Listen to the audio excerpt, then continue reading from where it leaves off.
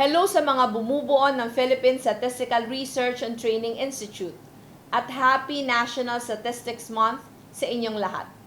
Sana ligtas at nasa mabuti kayong kalagayan. Over a year and a half into the pandemic, dala ng kakulangan ng matino at mahusay na pamumuno, patuloy ang pagdami ng nagugutom, naghihirap, nagkakasakit at namamatay. Sa harap ng lahat ng ito, lalong umigting ang halaga ng trabahong ginagawa ninyo. We've seen how other countries relied on statistics to model the trajectory of the disease and take proactive action, to quantify quarantine and social distancing measures, and even to provide channels for public accountability, allowing them to flatten the curve quickly and early. As we face the challenges of the pandemic, naging mas malinaw. Data is the bedrock of effective decision-making. Nasisiguro nito na laging angkop sa problema yung tinutulak nating solusyon, na laging aligned yung ating resources, objectives at desired outcomes. Data, crunched and presented by experts like you, ang nagkukumpas ng galaw natin. Kasi without metrics and realizable targets, nagiging activity-driven tayo imbes na results-driven. Without the metrics to help us understand the bigger picture, we miss out on the opportunity to make our programs more innovative, more strategic, and more sustainable. Datos ang nagpapalinaw na mga mas malalaking hamon na maaaring hindi natin napapansin sa mas makitid na pagtingin.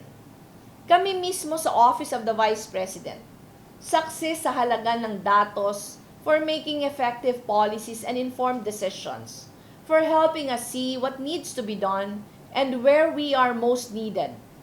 These are the insights behind our COVID-19 tracker, which we made available on Facebook, where we organize data from the Department of Health to help guide and inform local policies, programs, and the provision of aid.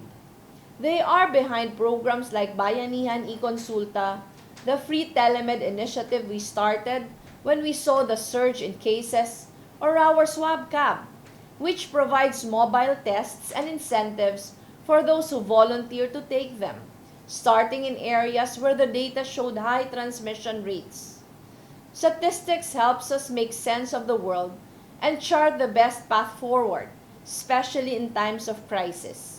Karugtong nito, its data-driven orientation does not just allow us to work better, it also pulls us closer together. Because data are not just collections of numbers. They provide clarity, a piece of the world that can be relied on, a way to make sense of things based on the experiences we share with our fellow human beings. You know this more than most.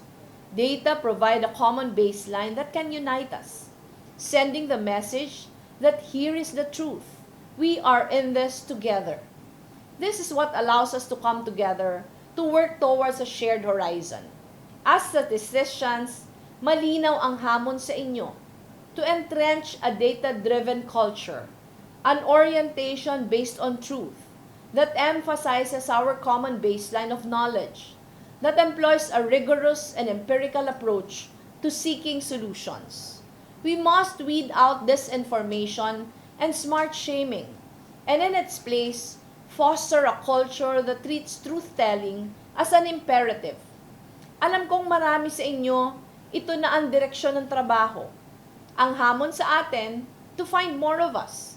Kailangan natin palawakin at palalimin yung ganitong pagpapahalaga sa datos beyond our classrooms and offices. Mas malakas ang boses natin pagsama-sama. Kaya we need to intensify our efforts to reach out, to fill the gaps, to collaborate with wider networks that can work on bigger scales and make bigger impact across institutions, across disciplines, across communities, to lend our resources, skills, and knowledge so that everyone's strengths can be harmonized towards a singular vision, towards a truly better normal we hope for. Isang bagong mundo na mas patas at mas makatao, na mas enlightened at sustainable, na kumikilala sa husay at dignidad ng bawat isa. much work remains. But with you leading the way, I have faith that we will find the best path to the future of our hopes. Maraming salamat at mabuhay kayong lahat.